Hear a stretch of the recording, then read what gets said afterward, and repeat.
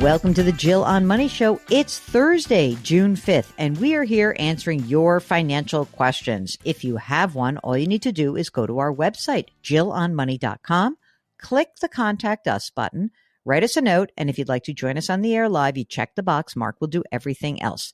Now, I just want to point out, it is Thursday, June 5th, which means tonight we are hosting our special webinar with Mike Quincy. He is the car expert from Consumer Reports.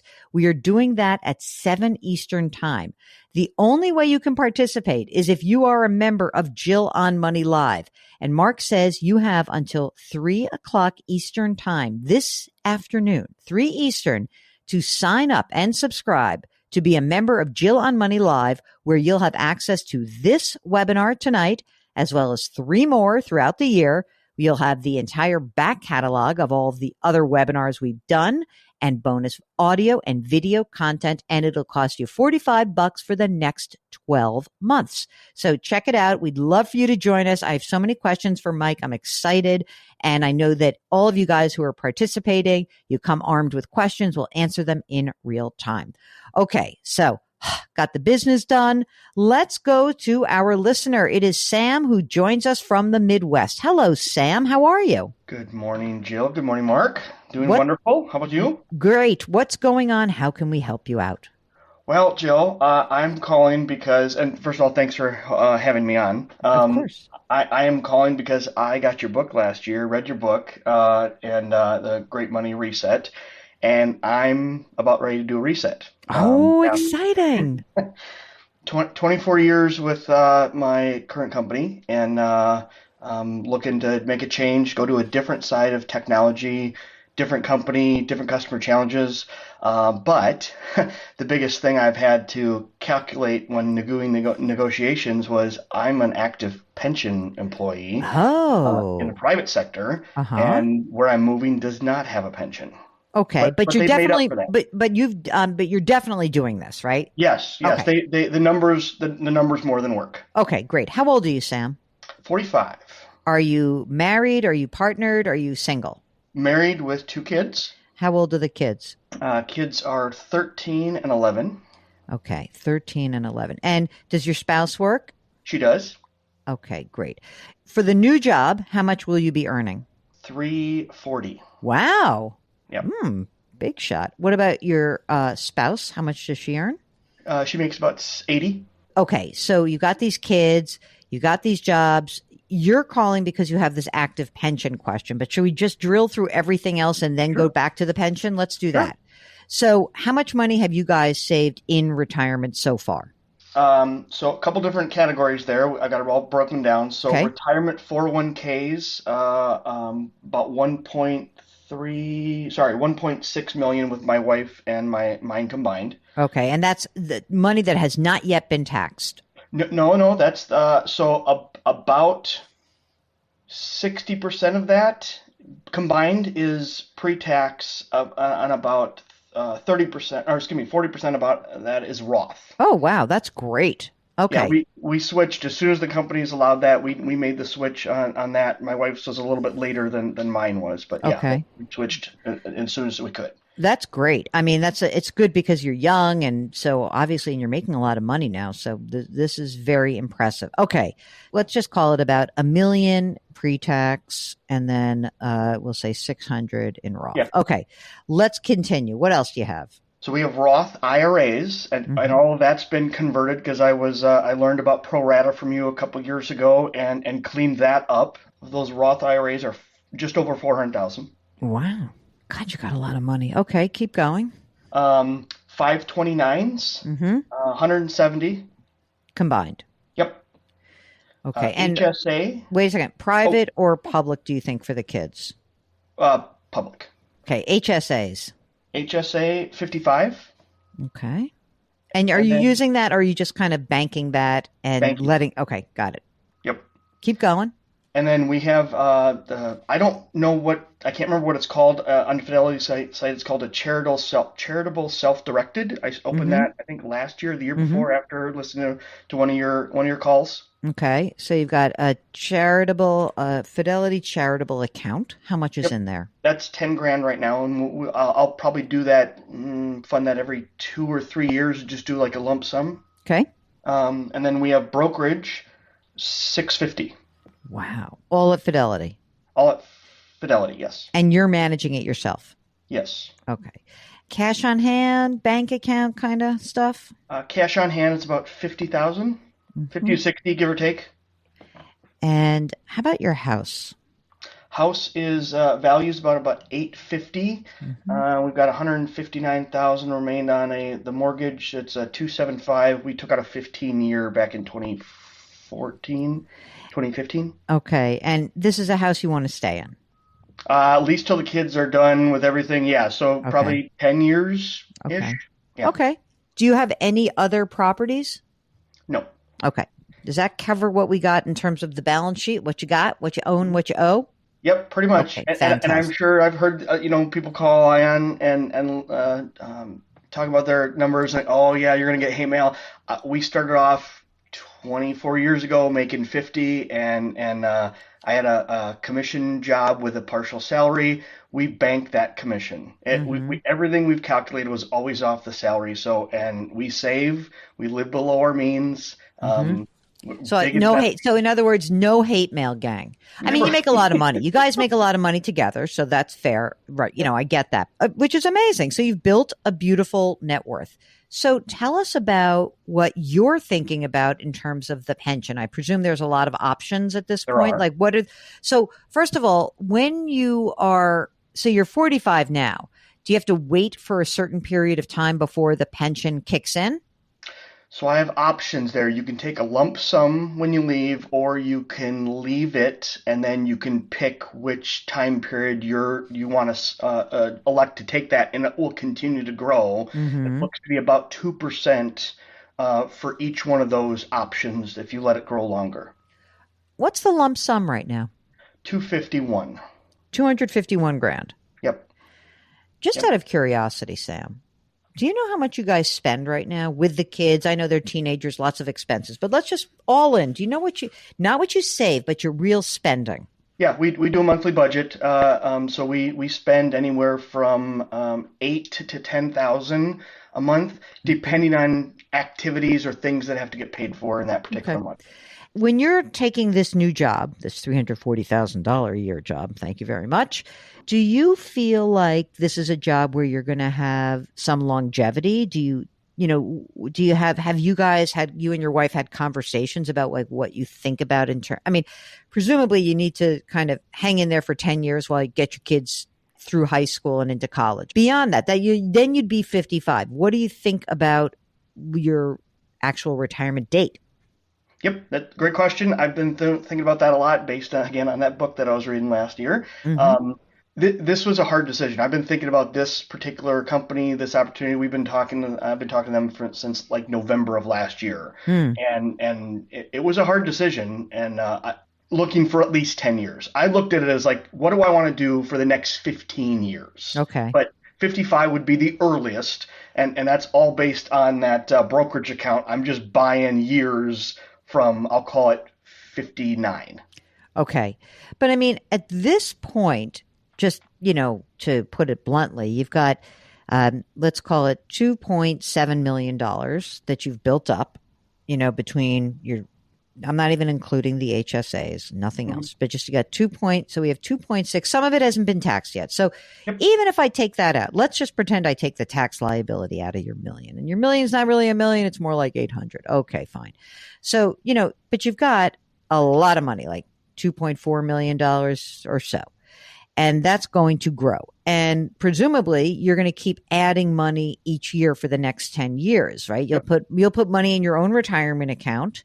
Your wife will put money away as well. Is she entitled to a pension in the future or not? She's not. Okay. And so, over 10 years, you're going to put a bunch of money away, right? And do you think you'll continue to put more money into that brokerage account? So, if I know that you're putting 40,000 or so a year away through your retirement accounts, what else are you putting into the brokerage accounts? Commissions. I fund that. Usually it's maybe once a quarter, putting in 10 grand, 20 grand, whatever's kind of sitting there, build up in the bank account. So would you say it would it be fair for us to say that between you and your wife, forgetting about the fact you'll have catch-up contributions in 5 years, but let's just say right now, you're both maxing out your retirement contributions, right? Yep. Okay. So there we have 47,000. And then you're putting in also your commission checks. So it's 10. So it would say, I think we could say that you're putting in probably at least $80,000 a year Yep. into retirement/savings, right? So we know that we're going to have $800,000 of additional money added to your 2.4-ish. The 2.4 will grow itself, which now, Mark, what do you think we get to? Give me 10 years of, I know. See, what I really do is I drag it out so he has time to work on it. So now at age 55, how much do Sam and his wife have? About conservatively, probably like 5.5. Okay, good. I wrote down 5 to 6. Good. I'm not so dumb after all. I've been doing this a while. All right. So let's say you have $5.5 million. Okay. And we know that you need 10 grand a month. I mean, the 10 would have to be inflated, right? So how much of that 10 is your current mortgage payment, which will soon be gone? Oh, that's a good question. Insurance, taxes, mortgage, it's about 23, 22. Yeah, but the mortgage is going to go away in 10 years. But let's forget about that. They'll just do other fun stuff. I think that it is fair to say that there is no mistake that you could make that would not generate your 10 grand a month that you need in today's dollars. I mean, you'll have inflation of that 10,000. Everybody listening, when we have these conversations, these are total back of the envelope calculations. You should run your own retirement numbers. You absolutely should. And so for someone like Sam and his wife, you can run these numbers on the Fidelity website. There are plenty of calculators there. But let's just say we're trying to generate $10,000 a month in today's dollars, knowing that he's going to put 80 grand. They're putting 80 grand a year away into combination of retirement plans, brokerage accounts, gets you about $5.5 million. The 10 is not really going to be 10. Maybe it's going to be more like 15. Doesn't matter, my man, because at $5.5 million, again, conservatively, if we have like a withdrawal rate of just 3%, meaning you peel off 3% of these accounts, you're going to have more than enough money. That's going to meet your needs. That does not include anything about the pension. We haven't talked about the pension yet.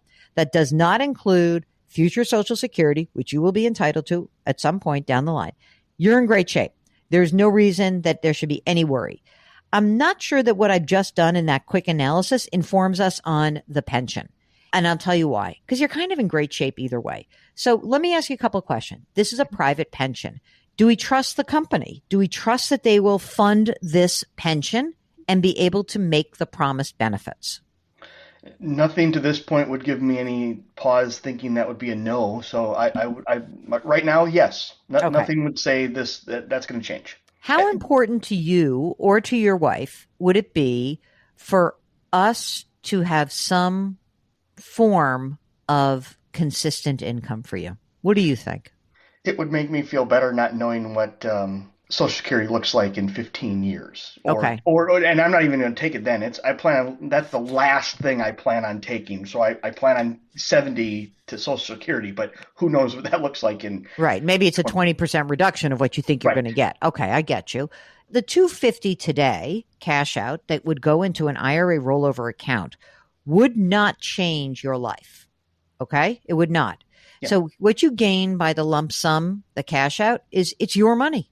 That's it. It's yours. You don't have to worry about it. Just pop it into the pile. It works. Okay.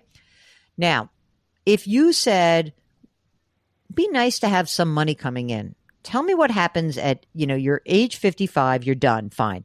Now tell me at age 60, if you were to take the pension amount, is your wife also 45 or is she younger, older? She's younger. She's 41. 41. Okay. So if we did a joint and say 50% survivor, okay, at your age 60, how much money does that turn out to be? That's 3,062. That's a nice amount, huh?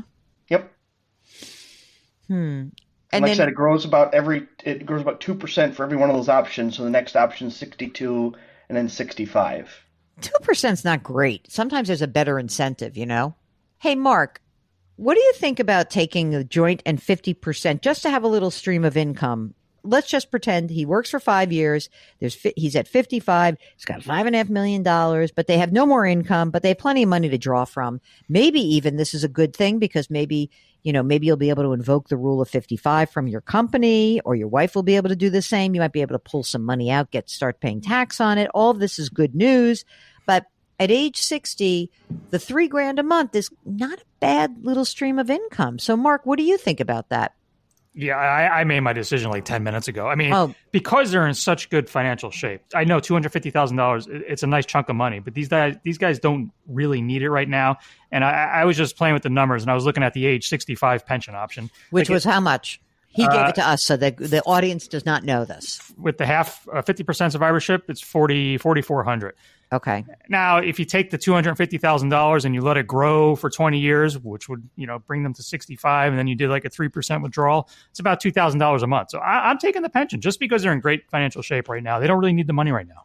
Would you rather take the pension at 60, 62, or 65? That's the question. I'm open to either one of those. I lean towards the pension because the other thing that I just don't know how this factors in is if I take that lump sum, where does it go? Does it impact my Roth IRAs?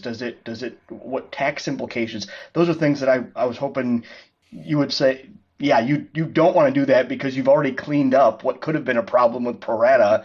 I didn't want to make another problem. Yeah, I see what you mean. That if I put it into an IRA rollover account with that 250, now I'm in the pro rata problem, right? Yep. So I think there's not a huge, unless you told me the company was in dire straits. I think that there are some companies that are going to have a hard time making their pension promises. But if not the case, I think that, first of all, we can say, let's target 60. And if things are going great and you don't have to worry about it, maybe you defer it for a couple of years. Maybe some of the plans change. But I think that 60, 62, or 65, you're not going to make a mistake.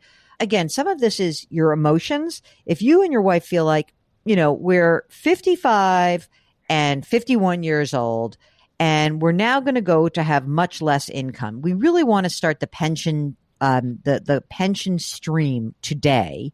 And that would give you peace of mind just to have a little bit of money coming in, which may just be like, hey, I'm going to cover my healthcare costs, whatever it is. Fine. I don't think that these numbers are so dramatic that, if you wait 2 years that you get an extra $600 a month. It's nice, but it's not incredible. Waiting Sure. that 5 years gives you $4,400, as Mark said. But I think that making that pension election, when do you have to do it? You have to do it when do we have to actually make a decision? We're not going to do cash out in June. Yeah, I have to file paperwork by the end of the month. But for what you're going to choose, 60, 62, or 65? Correct. I think I have the option of making a change, but they want you to submit what your plans are, like the joint survivor, 50 or 75. Yep. Or if you're taking the lump sum. And you're in good health, right? Yes. Yep.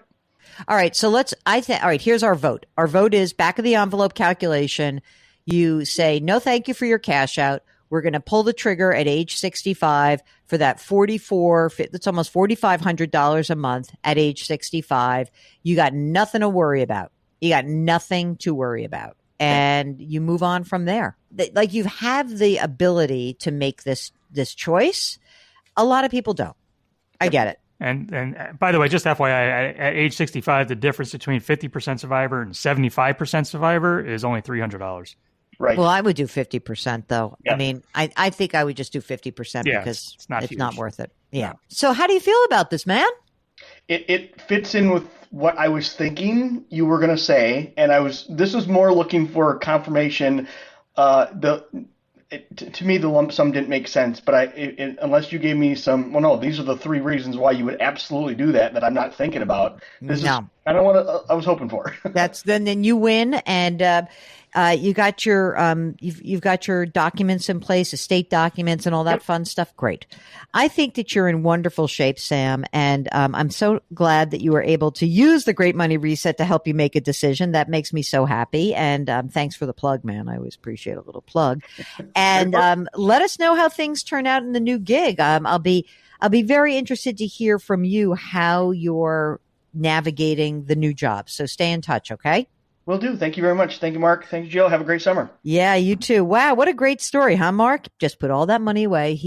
I like that you guys are protecting me against the hate mail. Thank you for that. If you've got a big question that is looming, a decision to make, if you're looking at a new job, if you're trying to make sense of what is going on in your own financial life and you need some assistance, go to our website, JillOnMoney.com, click the Contact Us button, and let us know if you want to come on the air live. Don't forget to sign up for the free weekly newsletter. And if you want to join us tonight, don't forget, subscribe to Jill on Money Live. We're talking to Mike Quincy from Consumer Reports, the auto expert from Consumer Reports, tonight at 7 Eastern Time. If you want to join us, you've got to get signed up by 3 o'clock Eastern Time. So do that right away. You can subscribe to this program on the Odyssey app or wherever you find your favorite podcasts. Don't forget to leave us a rating and review wherever you listen. And of course, lift someone up. Change your work, change your wealth, change your life. Thanks for listening. We'll talk to you tomorrow.